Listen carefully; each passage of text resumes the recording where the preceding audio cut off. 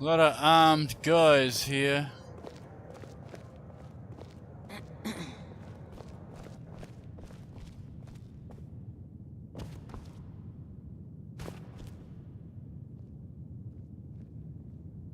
Okay, this is the vampire. 2 years ago, we rode into the city at the head of an army.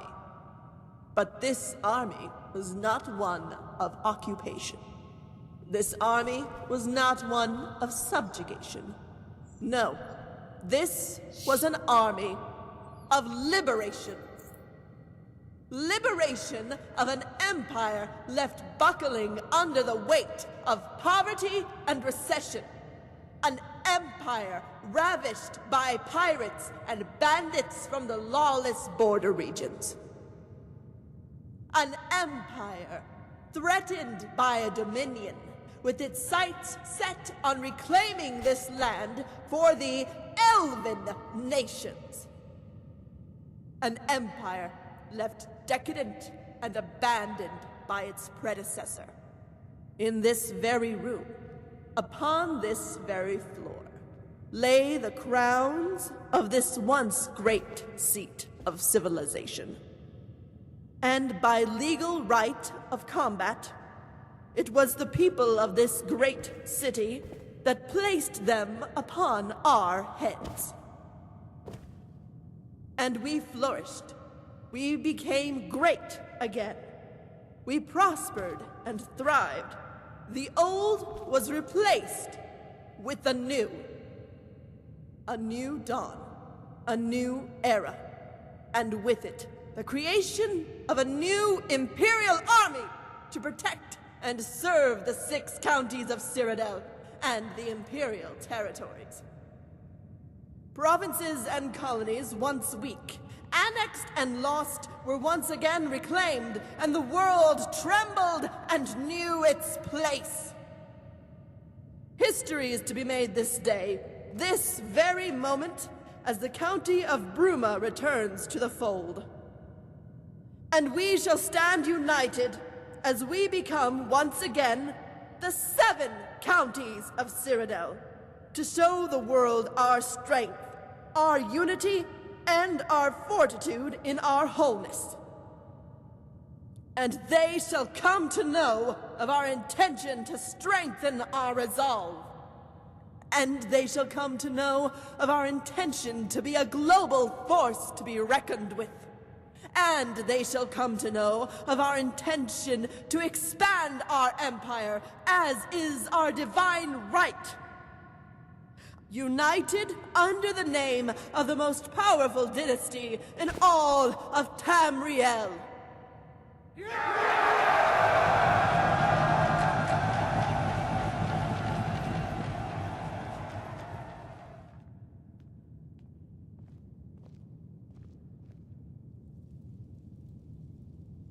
Countess Rigmor of Bruma, you have graced us with your presence here today to sign the noble decree.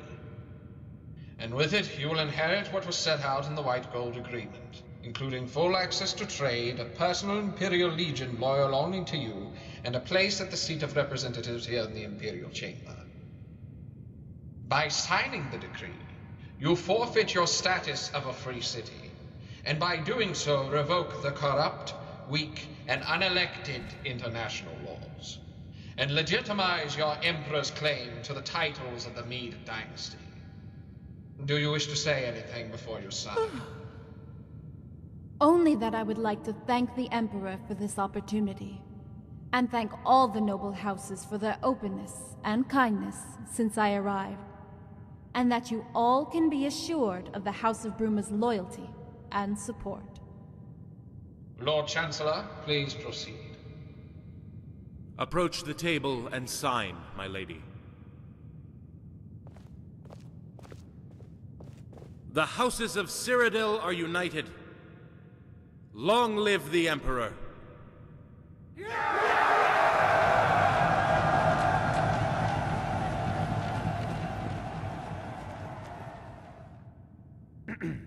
Could I have everyone's attention? I have an important announcement to make. As many of you might know, Countess Rigmor and I have been acquainted this past year. And I cannot think of any better occasion to tell her of my undying love for her, and to humbly ask her something that's been a long time overdue. Rigmor, it would be my greatest honor if you would become my wife. Oh, the gods, Bobby. Will you marry me? Yes! Yes, of course!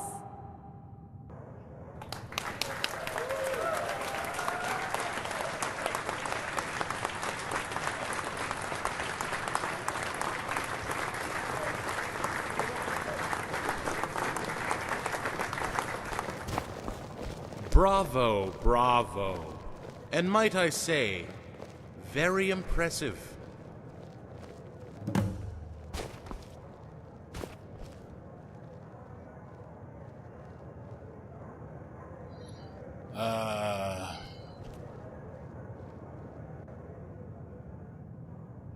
Oh, I think you do. Morag Cetheus sucker-punched by a master stroke of genius? Guardian and protector of Countess Rigmor of Bruma. Indeed, a title you should be very proud of. Yeah. Meet me in the temple gardens tomorrow morning before the coronation. There are some things I would like to discuss. Really? Really? Congratulations. Thank you, Guardian. If you have a moment. Yeah. That's all I've got, apparently. Moments.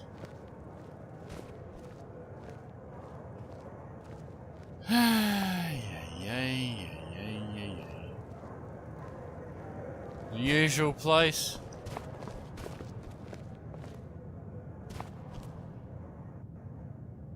Yeah, what is it? I found out what's been going on. Last night I discovered a ventilation shaft behind the wall. The shafts are connected. Every room has them. And each one has an access panel behind the banners. When Father was asleep, I inched my way in and managed to maneuver myself within earshot of Coral's room. Morag Cetheus was there, discussing the fate of Bruma. Go on. For whatever reason, she wants to even the balance of power. My father commands the largest army in Cyrodiil, and has Anvil in his pocket. Anvil has access to Quintus Vitalis and his army. You know of him? Yeah. A little bit. Well, the plan was to set Rigmor up for a fall after she signed the decree. Mercenaries were to be paid to raid the counties of Coral and Sheath, and the blame was to be put on Bruma for not taking prompt and appropriate action to stop it. Okay. They were then to call a meeting at the seat of representatives in the Imperial Chamber, and call for a vote of no confidence in the House of Bruma, which would then be dissolved. Yeah, okay. Coral and Sheath were to march into Bruma County, take control, and divide it up between them. Sheath was to get the iron ore deposits and the mines. Coral was to get control of the city, and with it the title of Duke of the counties of Coral and Bruma. He would demand 1,000 men, and together they would reset the balance of power in Cyrodiil. Rigmor's family are considered commoners. With Morag's persuasion, the Emperor would turn a blind eye just to appease the nobility.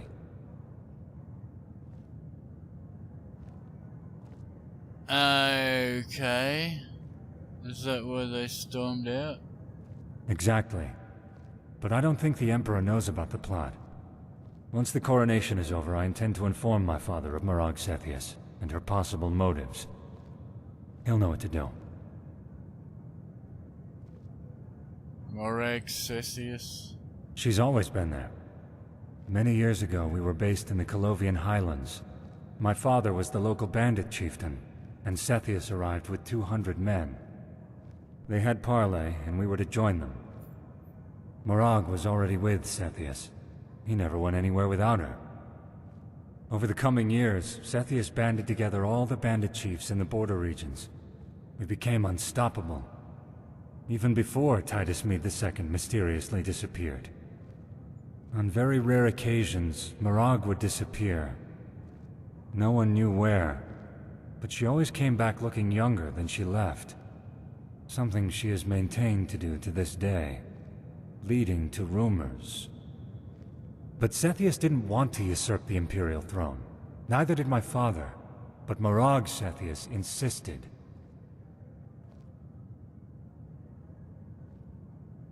Yeah, seems Morag's the real power behind the throne. She has some sort of power over him, Guardian.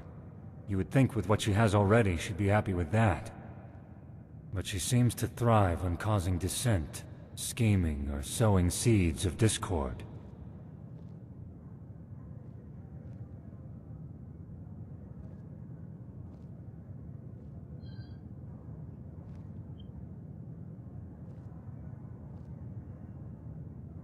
Okay. Anyway, none of that matters now. Bruma will have the support of not only the House of Leowen, but Anvil, Skingrad, and Breville, plus Quintus' Western Army. So my work is done here, and I have you to thank for it. But I would love to be a fly on the wall later, if you catch my drift. But beware of Blackwell. He's taken a keen interest in you since you arrived. Yeah, thanks for that. Please, call me Bobby. I bid you good night. Take good care of Rigmor for me. After the coronation tomorrow, we can plan our wedding and set things in motion. Yeah. I don't trust any of these people. Okay, I'm gonna save it. Okay, we've delays,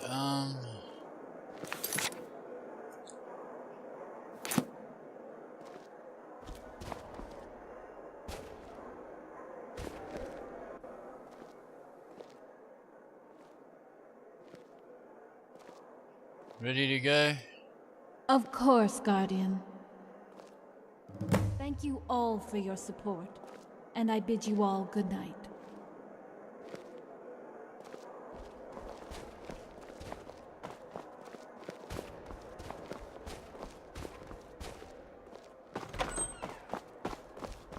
Okay.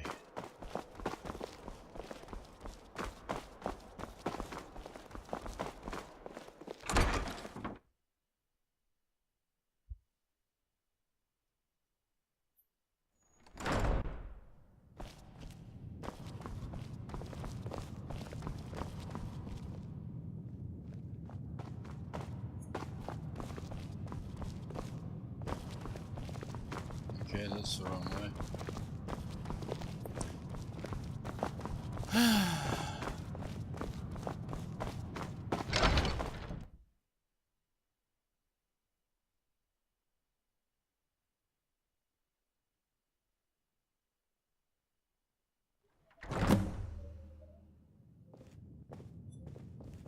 So far, nothing. You okay? I feel sick to my stomach, if you must know.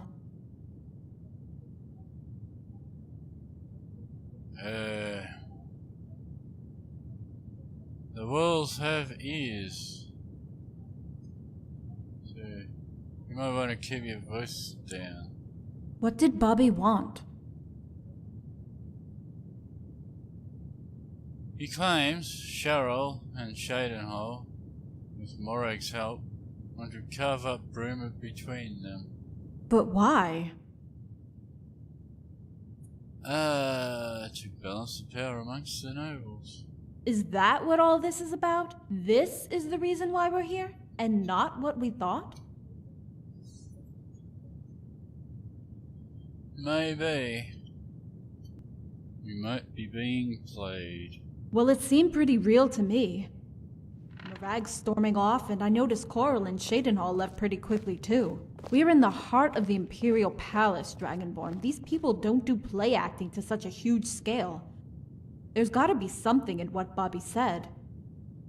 It's like they pick up on things, anything, and use it to mess with your head.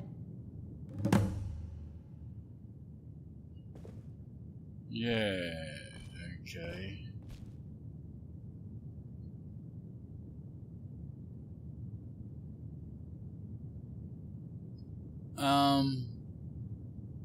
Something doesn't add up. What did he say? Blackwell attributed the intrigue to me. Unless he knows, right? He knows about me, and they were going to make a move after the signing. So maybe he's assumed you put Bobby up to the proposal. There's no love lost for the Lord Chancellor, Dragonborn. He might not even know about the plot between Morag, Coral, and Sheath.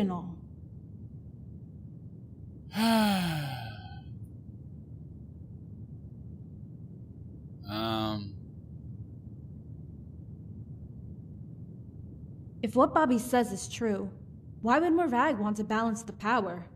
The only thing I can think of is that she might fear Leowyn. After all, he has the strongest force, right? Okay. What? I didn't do anything.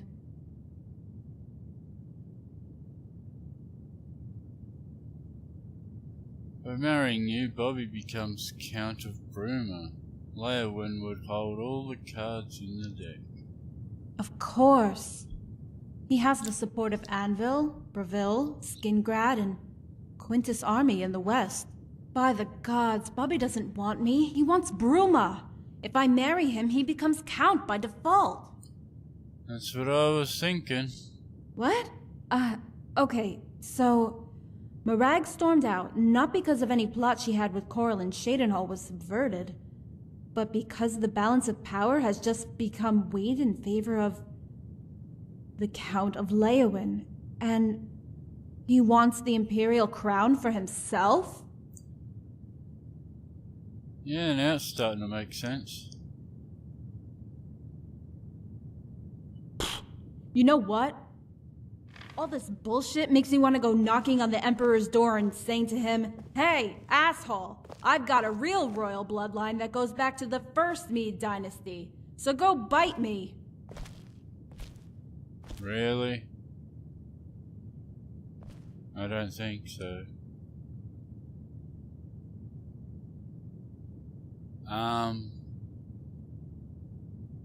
You know, it's like a kind of violence. What they say and do, how they can instill fear into someone with just words. Makes you feel sick to the stomach with fear and worry.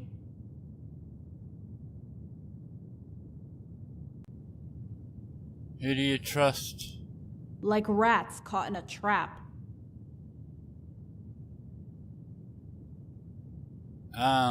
There could be a way to find out. Notice the banner? What about it? The breeze is caused by a ventilation shaft. All the rooms are connected. Bobby told me. You're not seriously thinking about crawling around in that thing eavesdropping, are you?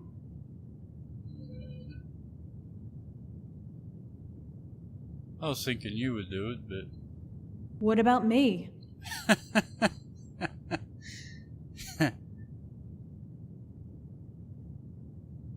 Looks like I'm gonna be doing it. Dragonborn!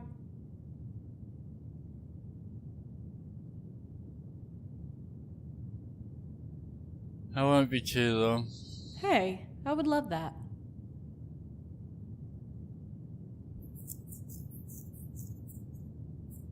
If you see a head pop into the room and it isn't mine, hit it with a heavy, blunt object. Oh, har har. You really are something. You know that? Hey.